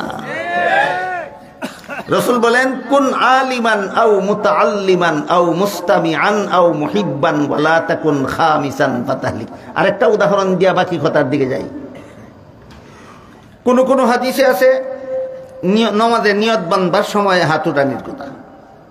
কোন কোন হাদিসে আছে রুকুতে যাওয়ার এবং রুকুত থেকে উঠার সময় হাত উঠানির কথা। কোন কোন হাদিসে আছে সেজদায় যাওয়ার সময়, সেজদা থেকে উঠার সময় হাত উঠানির কথা। বলেন কত বেলায় হাত উঠানির কথা আছে হাদিস? 3 বেলায়। নিয়ত বান্ধার সময়ও, রুকুতে আসা যাওয়ার সময়ও, সেজদাতে আসা যাওয়ার সময়ও। বুঝলানি? তাহলে নামাজ কত জায়গায় হাত উঠানির কথা হাদিসে আছে? 3 জায়গায়। যারা কয় হাদিস মানি মজাব মানি না, এরা নিয়তের সময় হাত উঠায়, রুকুতে আসা যাওয়ার সময় হাত উঠায়, সেজদায় আসা যাওয়ার সময় হাত উঠায় না। আবার তুই যাতে মাতাল তালে ঠিক রে। তোর রুকুর সময় হাদিস মানলে, সেজদার সময় হাদিসটা মানলে না গেল। আবার যাতে মাতাল তালে ঠিক দ্বারা বসে নি। হাদিসও তো আছে সেজদায় যাওয়ার সময়, উঠার সময় হাত উঠার কথা। যে কারণে তোমরা মানছো না রুকুর বেলায়, এই কারণে হানাফি মাযহাবে এইটা মানে না। তোমরা কোন কারণে সেজদায় আসা যাওয়ার সময় হাত উঠাও না হাদিসও থাকা সত্ত্বেও? যেই দিন জবাব দিয়া শেষ করবা, আমরাও সেই দিন জবাব দিব রুকুতে আসা যাওয়ার সময় কেন আমরা হাত উঠাই না। ঠিক আছে নি কথা? কাজেই এই ধরনের মাতাল মার্কা আলিমের কথায় জীবনযাপন করার রসুল বলছেন না। রসুল বলছেন যে সমস্ত আলিম উস্তাদের কাছে শিখছে, তার উস্তাদের কাছে এটা শিখছে, তার উস্তাদ মযহাবের ইমামগণের কাছে শিখছে, মযহাবের ইমামগণ তাবেঈনের কাছে শিখছে, তাবেঈন সাহাবায়ে কেরামের কাছে শিখছে, সাহাবায়ে কেরাম মুহাম্মদুর রাসূলুল্লাহর কাছে শিখছে। এই কানেকশন, এই বিদ্যুৎ, হেদায়েতের বিদ্যুতের কানেকশন যাদের ঠিক আছে, ওই সমস্ত আলিমদের কথা মতো চলো। তুমি আলিম না হইলেও, আলিমের ছাত্র না হইলেও তুমি জাহান্নাম থেকে বাঁচবে। এখানে আর একটা চালাকি আছে। চালাকিটা কি? এরা আবার মাঝে মধ্যে মজাব তো 4টা আপনারা জানুন। মজাব 4টা কথার, যারা আলিম না তাদের জন্য মজাব 4টা কেন? এই প্রশ্নের সংক্ষিপ্ত জবাব হইল কোরআন হাদিসের ব্যাখ্যা 4 রকম, 4টাই শুদ্ধ। এই কারণে 4টা মজাব। আজকের থেকে এই কথা বলবেন না কোনোদিন। কোরআন হাদিসের ব্যাখ্যা 4 রকম, 4টাই সঠিক। কোরআন হাদিসের বিভিন্ন আয়াতের 2 ব্যাখ্যা আছে, এখানে 2 মজাব হইছে। বিভিন্ন আয়াতের 3 ব্যাখ্যা আছে, এখানে 3 মজাব হইছে। কোন হাদিসের 4 ব্যাখ্যা আছে, এখানে 4 মজাব হইছে। বুঝা থাকলে বলেন কোরআন হাদিস থাকতে মজাব হইল কেন? কোরআন হাদিসের ব্যাখ্যার বেলায় মজাব 4টা হইছে। 4 মজাব মানে কোরআন হাদিসের 4 ব্যাখ্যা, 4 মজাব মানে কোরআন হাদিসের 4 ব্যাখ্যা। আজকের মতো 2টা ব্যাখ্যা আমি আপনারা শোনাই। আল্লাহ কোরআনের এক আয়াতে বলেন ওয়াল মুতাল্লাকাতু ইয়াতারাব্বাসনা বিআনফুসিহিন্না সালাসাতা কুরু। এর অর্থ হইল তালাকপ্রাপ্তা মহিলাগণ ভিন্ন স্বামী গ্রহণ করার আগে 3টা কুরু সময় অপেক্ষা করে। আগের দিন আগের জামাইয়ে তালাক দিল, পরের দিনই আরেক জামাইয়ের কাছে বিয়া বইব না, কিছু সময় অপেক্ষা করব। কতদিন অপেক্ষা করবো এটার উল্লেখ করে আল্লাহ কোরআনে বলেন সালাসাতা কুরু, এর 3টা কুরু সময়। কুরু কি? কোরআনের একটা ভাষা হইল কুরু, এটার 2টা অর্থ আছে। একটা অর্থ হইল মহিলাগণ মাসিক ঋতু বন্ধ হওয়ার পরে যে পবিত্র হয়, এই পবিত্র সময়টারেও কোরআনের ভাষায় কুরু কয়। আরেকটা অর্থ হইল পবিত্রতা পার হইয়া সারলে পরে মহিলাগণ যখন নাফাক হয়, তখন নাফাক সময়টারেও কোরআনের ভাষায় কুরু কয়। বুঝে থাকলে বলেন কুরু শব্দের অর্থ কটা? একটা পবিত্র অর্থ আর একটা নাফাক অর্থ। আয়াতের মধ্যে তো অর্থ 2টা আছে না? ইমাম শাফি পবিত্র অর্থটা গ্রহণ করছেন, এই কারণে শাফি মাযহাবে তালাকপ্রাপ্ত মহিলা 3টা পবিত্র পার হইলে অন্য স্বামীর কাছে বিয়া বইব। আর হানাফি মাযহাবে নাফাকি অর্থ গ্রহণ করা হয়েছে, এই কারণে হানাফি মাযহাব মতো 3টা নাফাকি পার হইলে পরে ভিন্ন স্বামী গ্রহণ করবে। বুঝে থাকলে বলেন কোন মাযহাবটা কোরআনের বিরুদ্ধে গেল? এটা আপনারা আদালতে দিলাম বিচার। কোন মাযহাবটা কোরআনের বিরুদ্ধে গেল? তাহলে যে কয় কোরআন থাকতে মাযহাব মানবো কেন? তুই বেটা মাযহাব না মানলে কোরআন মানবে না কেমনে? দেখা কথা বুঝছেন নি? দেখুন, যদি তোমার মা বোনদের জামাইয়ে তালাক দেয়, তাহলে 3টা পবিত্রতা ফার করে যদি বিয়া দাও, তা তুমি শাফি মাযহাব মতো বিয়া দিছ। 3 অপবিত্রতা ফার করে যদি বিয়া দাও, তা হানাফি মাযহাব মতো বিয়া দিছ। যদি হানাফি মাযহাব মানো না, শাফি মাযহাব মানো না, আর জিন্দেগিতে কোনোদিন বিয়া হই দিতে পারতে না। বুঝে থাকলে বলেন মাযহাব না মানলে কোরআন মানার উপায় আসেনি? ওই কোরআন মানার যে একটা পথ আছে, এই কোরআন হাদিস মানার পথ যে ওই কয় মাযহাব। মাযহাব শব্দের অর্থই পথ। মাযহাব শব্দের অর্থই পথ। বুঝলেন কিনা? কোনো কোনো বিষয়ে কোরআন হাদিসের 2 ধরনের ব্যাখ্যার সুযোগ থাকার কারণে 2টা মাযহাব হইছে, একটা হানাফি, একটা শাফি। আর একটা হানাফি শাফি মাযহাবের আরেকটা মসলা আপনারা শোনাই।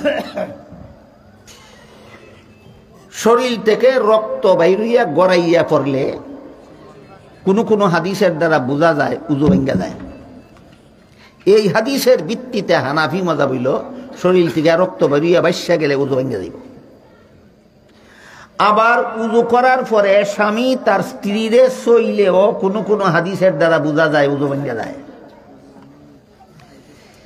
এই হাদিস মতো ইমাম শাফি বলেন উযু করে নেওয়ালায় বিবিরে সইলাইলে উযু ভেঙে যায়। রক্ত বেরিয়ে পড়লে হানাফি মাযহাব মতো উযু ভাঙ্গে, শাফি মাযহাব মতো ভাঙ্গে না। আর বিবিরে সইলে শাফি মাযহাব মতো উযু ভাঙ্গে, হানাফি মাযহাব মতো উযু ভাঙ্গে না। কারণ হাদিস তো উভয় পক্ষেই আছে। ইমাম শাফি যেই হাদিস গ্রহণ করছেন তার কাছে বিপরীত হাদিসের একটা ব্যাখ্যা আছে। ইমাম আবু হানিফা যেই হাদিস গ্রহণ করছেন তার কাছেও বিপরীত হাদিসের আর একটা ব্যাখ্যা আছে। 2 জনে 2 ব্যাখ্যা গ্রহণ করার কারণে 2টা মাযহাব হইছে। কথা বুঝলেন কিনা? এই সুযোগে একদল বান্দরে করে কি তা জানেন? বিবিরে যখন শুয়েলায় তখন তো শাফি মাযহাব মতো উযু ভেঙে যায়, কয় এখন আমি হানাফি মাযহাব মতো বলবো। আর শরীর থেকে রক্ত বেরিয়ে যখন গড়াইয়া পড়ে তখন তো হানাফি মাযহাব মতো উযু ভেঙে যায়, কয় এখন আমি শাফি মাযহাব মতো বলবো। এটা আসলেই কোনো মাযহাব আছে না বান্দর? এইরকম বান্দাবিটা এরা করে, যারা কয় মাযহাব মানি না। কথা বুঝছেন নি? না বুঝছেন না?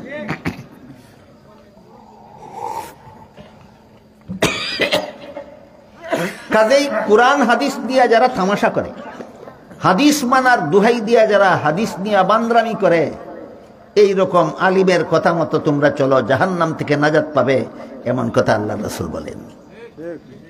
হাদিস নিয়ে বান্দরামি করার আরেকটা উদাহরণ শুনেন। একজনে কয় তারাবির নামাজ 8 টাকা, তুই সহিহ বুখারী শরীফ আছে। কইল সহি কোন হাদিস, সহিহ বুখারী শরীফের কোন হাদিস আছে পড়া দেখা? আমি পড়তাম পারি না। পড়তে পারার সাথে কইলে দু কয় বাংলা বুখারীতে। ঠিক আছে, বাংলা বুখারী তুই দেখা। বাংলা বুখারী কইলা যে হাদিসটা দেখা, এটা হইল রাসূল করিম সাল্লাল্লাহু আলাইহি ওয়াসাল্লাম এশার পরে ফজরের আগে গভীর রাতে যে নামাজগুলি পড়তেন, এগুলির হাদিসের ভাষায় রাতের নামাজ কয়। এশার পরে ফজরের আগে আল্লাহ রসুল যে নামাজগুলি পড়তেন এগুলি রাসূলের হাদিসের ভাষায় কি নামাজ কয়? রাতের নামাজ। বুখারী শরীফের একটা আরো হাদিস আছে, বিভিন্ন হাদিসের মধ্যে একটা হাদিস হইল যে আল্লাহ রসুলের রাতের নামাজগুলি বিতির সহ 11 রাকাত পড়তেন। রাতের নামাজগুলি বিতির সহ 11 রাকাত। এখন 11 রাকাত থেকে বিতিরের 3 রাকাত বাদ দিলে ক রাকাত থাকে? এই দেখো বুখারী শরীফ আছে 8 রাকাত। অথচ এই হাদিসটার মধ্যে উল্লেখ আছে এই 8 রাকাত নামাজ আল্লাহ রসুল 12 মাসই পড়তেন। কখন কি তুললে রে ডাইলের ফেতলা দিয়ে ভেঙে গেছি গা, এই যাতে মাতাল তালেটি কখন কিতিছে। যে হাদিসে আছে রসুল 8 রাকাত পড়তেন, এই হাদিসে আছে এই 8 রাকাত 12 মাসই পড়তেন। এটার নাম তারাবি না তোর মাতা? ঠিক কই দেখো। আপনারা বলেন এটা তারাবি না তাহাজ্জুদ? তারাবি 8 রাকাত দাবি করলো, দলিল দিল তাহাজ্জুদের হাদিস দিয়া। নবীর হাদিস নিয়া আহলে হাদিস নামের এমন বাটপারি দুনিয়ার আর কেউ করে না এরা ছাড়া। এবার বলেন নবীর হাদিস নিয়ে এইরকম বাটপারি যারা করে এরা সত্যই আহলে হাদিস না আহলে হাদিস নামের দুকাবাজ? এদের কথা মতেই রসুল বলছেন তোমরা চলতে তোমরাও জাহান্নাম থেকে নাজাত পাবে। তাইলে রসুল যে বললেন তুমি আলেম হও যে তোমার জন্য জাহান্নাম থেকে বাঁচার 1 নম্বর পথ, আলেম হতে যারা পারোনি তারা আলেমের ছাত্র হও, এটা তোমার জন্য জাহান্নাম থেকে বাঁচার 2 নম্বর পথ। আলেমের ছাত্র যারা হতে পারোনি তারা আলেমদের কথা মতো করো যারা নবীর হাদিস নিয়ে বাটপারি করে না, যারা নবীর সাথে এই এলিমের আমলের কানেকশন আছে। আপনারা যা 20 টাকার তারাবি পড়ুন, আপনারা এই 20 টাকার তারাবির আমলের কানেকশন নবী পর্যন্ত আসেনি। এইরকম আলিমের কথা মতো চলো। আল্লাহ রসুল বলেন এই আলিমের কথা মতো চলাটাই তোমার জন্য জাহান্নাম থেকে বাঁচার 3 নম্বর পথ। কয় মজা পাইল কোথেকে? মজা রসুল থেকে এসে আমি দেখি ভাই না, তুমি ভাও না আমার দোষ না হাদিসের দোষ না কোরআনের দোষ, তুমি ভাও না লাগিয়া।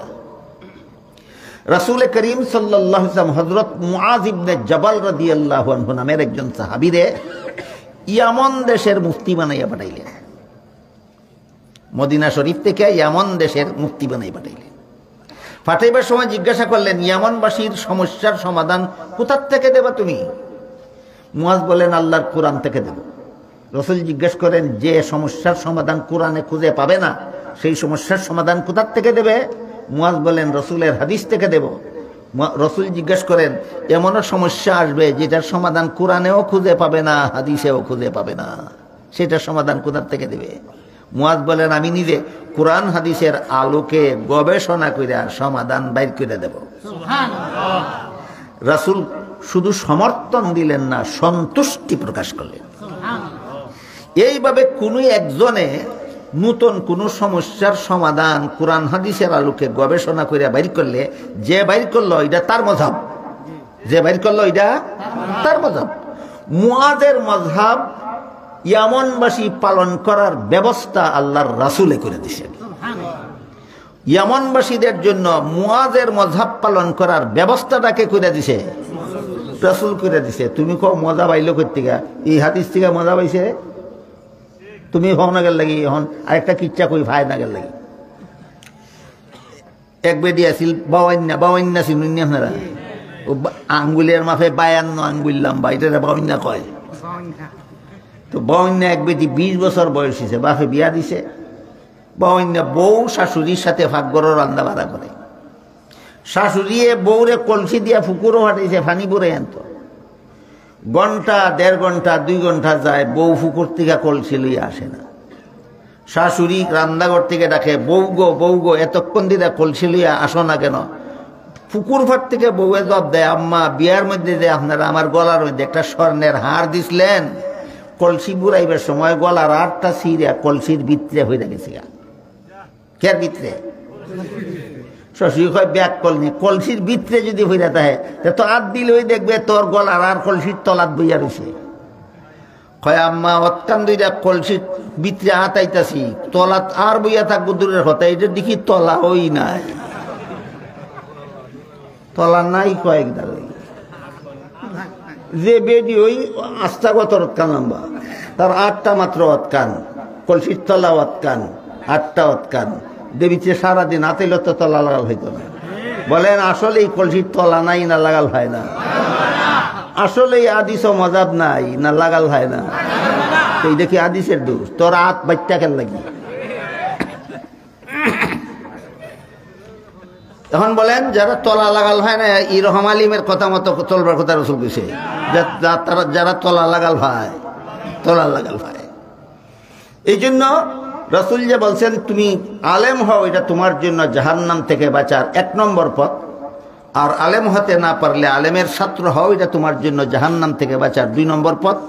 আলিমও না, আলিমের ছাত্র না, এরা জাহান্নাম থেকে বাঁচার আর কোনো পথ নাই। কি আলিমের কথা মতো চলো। কোন আলিমের? যারা ডিসকানেক্টেড না, যারা কানেক্টেড আলিমের কথা মতো চলো, এটা তোমার জন্য জাহান্নাম থেকে বাঁচার 3 নম্বর পথ। এরপরে রাসূল বলেন, অগত্যা যদি তোমার অবস্থা এমন হয় যে আলিমের কথা শোনারও সুযোগ হয় না তোমার, অগত্যা যদি অবস্থা এমন হইতে পারে, যেমন ধরেন এক ব্যক্তি 10 বছরের জন্য জেলখানায় বন্দী হয়ে গেল, 20 বছরের জন্য জেলখানায় বন্দী হয়ে গেল, আজীবনের জন্য জেলখানায় বন্দী হয়ে গেল। বিশাওরা সবার মাদ্রাসার সবাত আসতেও পারে না, কোনো ওয়াজ মাহফিলে যাইতেও পারে না, কোনো আলিমের কাছে যাইতেও পারে না, আর ওয়াজ শোনারও সুযোগ পায় না। এই লোকটা কেমনে জাহান্নাম থেকে বাঁচবে?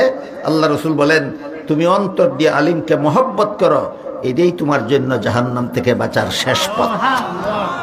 এটাই তোমার জন্য জাহান্নাম থেকে বাঁচার শেষ পথ, শেষ পথ। এরপরে আর হত নাই। আলিমকে মহব্বত করো।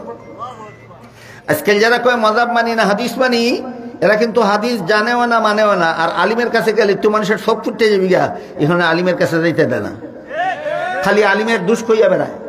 ওই আলিমের এই দোষ, কোন আলিমের কথা শুনবা? ওই আলিমের এই দোষ, এই আলিমের এই দোষ, ওই আলিমের সেই দোষ। আলিমের কথা শুন না, ডাইরেক্ট হাদিসের বাংলা অনুবাদ লাইব্রেরি পাওয়া যায়, কিনা নিজে নিজে পড়ো, নিজে নিজে আমল করো। আমি আপনাদের জিজ্ঞেস করি, মেডিকেল কলেজের একটা ইংলিশ পাঠ্য বই যদি বাংলা অনুবাদ হয় আর লাইব্রেরিতে বিক্রি হয়, আর আপনি মেডিকেল কলেজেও ভর্তি হইলেন না, কোনো প্রফেসরের কাছে লেখাপড়াও করলেন না, বইটা কিনা নিয়ে নিজে নিজে ফুইরা যদি রুগীরা অপারেশন করেন, আপনার জানের যেই দশাটা হইব যে হক্কানি আলিমের কাছে যায় না, নিজে নিজেই হাদিসের অনুবাদ কিনা বইয়া বইয়া পড়ে আর আমল করে, এর ইমানেরও সেই দশা হতে বাধ্য। নাকি কোরআন হাদিস মেডিকেল কলেজের বইয়ের থেকে আরো সহজ? কোরআন মেডিকেল কলেজের বই যদি নিজে নিজে ফিরা ডাক্তার হওয়া যায় না, তোরে কাটা গেছে নিজে নিজে কোরআন হাদিসের বাংলা অনুবাদ ফিরে আলিম হওয়া যায়। এসব কথা আপনাদের বোঝা দরকার, জানা দরকার, মনে রাখা দরকার। আল্লাহ রসুল বলেন, 3টার একটাও যদি না হইতে পারো, তুমি আলিমও হইছো না, আলিমের ছাত্র হইছো না, আলিমের কথা শোনারও সুযোগ যদি না পাও, আলিমকে মহব্বত করো। এই আলিমকে মহব্বত করাটাই তোমার জন্য জাহান্নাম থেকে বাঁচার পথ। আল্লাহ রসুল হুকুম দিয়েছেন এই আয়াতে, কুন মুহিব্বান, তুমি আলিমকে মহব্বতকারী হও। আজকাল যারা কয় মযহাব মানি না, হাদিস মানি, এরা কিন্তু আলিমদের সাথে মহব্বত না, আলিমদেরকে অন্তর দিয়ে ঘৃণা করে। রসুল বলছেন, অন্তর আলিমরে ঘৃণা করো না মহব্বত করো। আলিমরে ঘৃণা করার পরিণাম ভালো নয়, আলিমকে ঘৃণা করার পরিণাম ভালো নয়। যারা আলিমকে ঘৃণা করে, কি কইব আপনাদেরকে? আমার মাদ্রাসাত পড়তে গেছে ছাত্র একটা, উস্তাদরা সাথে বেয়াদবি করে বেরিয়েছে, বদ্দা লইয়া, বুঝছেন? এক বেয়াদব, আগে জানতাম না বেয়াদব, আমার সাথে ভর্তিছি পড়তো, উস্তাদরা বদ্দা লইয়া বেয়াদবি করে বেরিয়েছে। মেন সুযোগ ডিসকানেকশন হয়েছে না, ওল্ডার ওই ডিসকানেকশন, ওল্ডার ওই ডিসকানেকশন। এটা ফেসবুকে ইয়ালিমের বিরুদ্ধে কতলা বদনাম গায়, হিয়ালিমের বিরুদ্ধে। তুই তো নাটা কাটল রে, তোর আটা সারা কিতা পারিব তোর, তুই তো উস্তাদের বদল লইয়া আইসো সেই মানুষের থেকে, তুই তো একটা নাটা কাটল, তোর কাছ থেকে আটা ছাড়া কি আশা করা যাবে? এই সমস্ত নাটা কাটলের কথায় কর্ণপাত করবেন, আলেমদের সাথে আপনাদের ডিসকানেকশন হয়ে যাবে।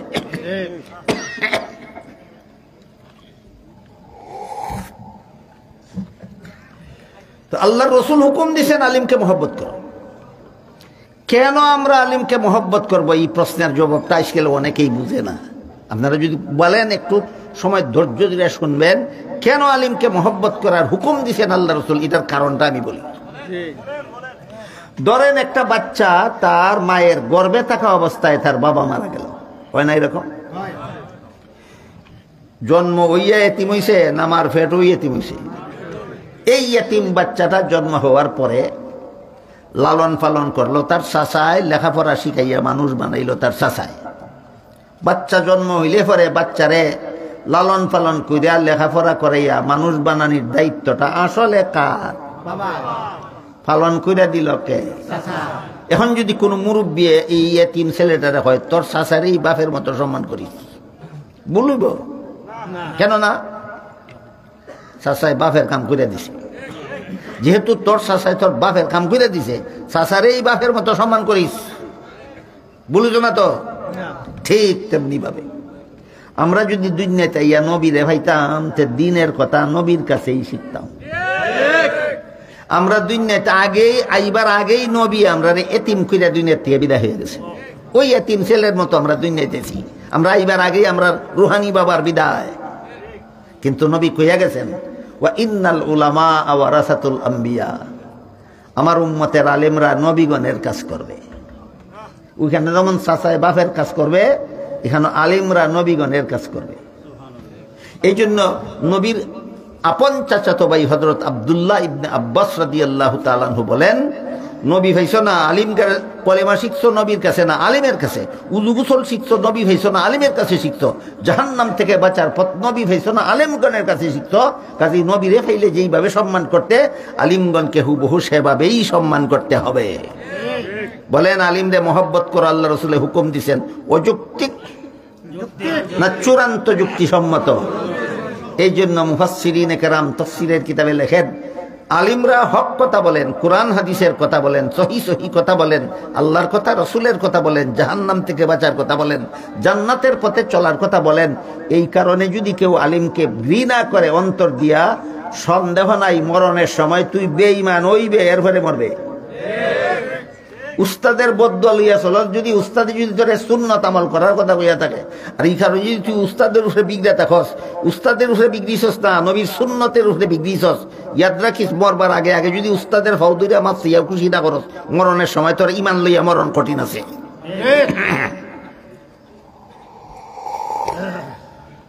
যেহেতু রসুল বলছেন আলিমকে মহব্বত করো, এটা রসুলের হুকুম, আলিমকে মহব্বত করো। এই মহব্বত করাটাই হবে তোমার জন্য জাহান্নাম থেকে বাঁচার শেষ পথ। কত নম্বর? 4 নম্বর পথ, শেষ পথ। আলিমরে মহব্বত করলে কিভাবে জাহান্নাম থেকে বাঁচবে, এবার 2টা হাদিস আপনাদের শোনাই। এক হাদিসে উল্লেখ আছে, রাসূল করিম সাল্লাল্লাহু আলাইহি ওয়াসাল্লাম বলেন, সারা দুনিয়ার সমস্ত মানুষ যখন হাসরের মাঠে দাঁড়াবে জীবনের সকল কাজের হিসাব দেওয়ার জন্য, আলিমগণকে আল্লাহ বলবেন, হে আলিমরা, তোমরা সমস্ত জগৎবাসী মানুষ থেকে আলাদা হয়ে আলাদা কাতারে দাঁড়াও। আল্লাহর হুকুমে আলেমগণ যখন আলাদা কাতারে দাঁড়াবেন, তখন আল্লাহ আলেমদেরকে বলবেন, হে আলেমগণ, আমি আল্লাহ দুনিয়াতে তোমাদেরকে আলেম হওয়ার সৌভাগ্য দান করেছিলাম, জাহান্নামের আগুন দিয়ে জ্বালাবার জন্য নয়, তোমরা জান্নাতে চলে যাও। ডিসকানেক্টেড আলেমরা রেখবে না, যাদের সম্পর্ক ছিন্ন হইছে না, তাদেরকে কই পর্যন্ত যাই তুই সম্পর্কটা? আমার এলিম আমার আমলের সম্পর্ক কই পর্যন্ত যেতে হবে? রসুল পর্যন্ত যেতে হবে। বলেন আপনারা যারা 20 টাকার তারাবি করেন, আপনারা ইয়ে আমলের সম্পর্ক রসুল পর্যন্ত আসেনি? আছে। রসুল পর্যন্ত যদি তোমার এলিমের সম্পর্ক থাকে, রসুল পর্যন্ত যদি তোমার আমলের সম্পর্ক থাকে, আল্লাহ পাক রব্বুল আলামিন তোমার হাসরের মাঠে বলবেন তুমি জান্নাতে যাও। হাদিস শরীফে আল্লাহ রসুল বলেন, আল্লাহর হুকুমে আলেমগঞ্জ যখন জান্নাতে রওনা হবেন, তখন কিছু গুনাহগার মুসলমানেরা অফিস থেকে ডাকবো, হুজুর আপনি দি জান্নাতে যেতেছেন কি? আমার বিপদের কথাটা শুনে যায়। কি হয়েছে তোমার, কি বিপদ? কয় আমার গুনার কারণে আল্লাহ হুকুম দিয়া দিছে আমার জাহান্নাম। এটি কিন্তু রসুলের কথা। রসুল বলেন, গুনাহগার মুসলমান আলিমরে জান্নাতে যাওয়ার পথে পিছন থেকে ডাকিয়া কইব, আমার গুনার কারণে আল্লাহ আমারে হুকুম দিয়া দিছে জাহান্নামে যেতাম, কিন্তু আমি দুনিয়াতে আপনারে মহব্বত করতাম। আল্লাহ রসুল বলেন, মহব্বত যে করতো, এই কথার প্রমাণ দিতে গিয়া কেউ কইব 1 গ্লাস পানি খাওয়াইছিলাম। বলেন একজন আলিমরে একজন সাধারণ মানুষে 1 গ্লাস পানি খাওয়ায় দুশ্মনির কারণে না মহব্বতের কারণে? কত টাকার মাল দিল এটা দেখার ব্যাপার না, কোন কারণে দিল এটা দেখার ব্যাপার। 1 গ্লাস পানি কত হাজার টাকা? কিন্তু অন্তরটা, নবী বলছেন আলিমরে মহব্বত করো, এই জিনিসটা তার অন্তরে আছে। নবী বলছিলেন আলিমরে মহব্বত করো, এই জিনিসটা তার অন্তরে আছে। 2 টাকার পানি খাইতে হোক, 50 পয়সার পানি খাইতে হোক, এই মহব্বতের দাম কত? হে কইব হুজুর আমি আপনারে মহব্বত করতাম, প্রমাণ 1 গ্লাস পানি পান করেছিলাম। রসুল বলেন আরেকজন আলিম জান্নাতে যাওয়ার পথে পিছন থেকে আরেকজন গুনাহগারে রেখে কইব হুজুর আমার গুনার কারণে আল্লাহ আমারে হুকুম দিছে জাহান্নামে যেতাম, কিন্তু দুনিয়াতে আমি আপনারে মহব্বত করতাম। প্রমাণ দিতে গিয়া কইব আমি আপনারে নমাজের সময় পুকুর থেকে 1 বদনা পানি উঠাইয়া দিছিলাম। পুকুর থেকে 1 বদনা পানি উঠাইয়া একজনের উজুর লাগিয়ে দিতে কতশো টাকা লাগে। এখান থেকে আরেকটা কথা আমাদের শিখতে হবে, আলিমকে মহব্বত করতে টাকা পয়সা লাগে না, শুধু রসুলের হুকুম পালনের একটা নিয়ত লাগে। রসুলের হুকুম পালনের একটা, রসুল বলেন আলিমরে মহব্বত করো, এই নিয়তে যদি তুমি আধা গ্লাস পানি পান করাইয়া থাকো, এই নিয়তে যদি তুমি আধা বদনা উজুর পানি তুলিয়া দিয়া থাকো, আল্লাহ রসুল বলেন তখন ওই আলেমগণ নিজেদের জান্নাতে যাওয়া বিরতি দিয়ে দাঁড়াইয়া যাবেন। তারা ভাববেন যে আমার জান্নাতে আমি পরে যাই, শেষ চেষ্টা করে দেখি লোকটারে জাহান্নাম থেকে বাঁচানি যায়।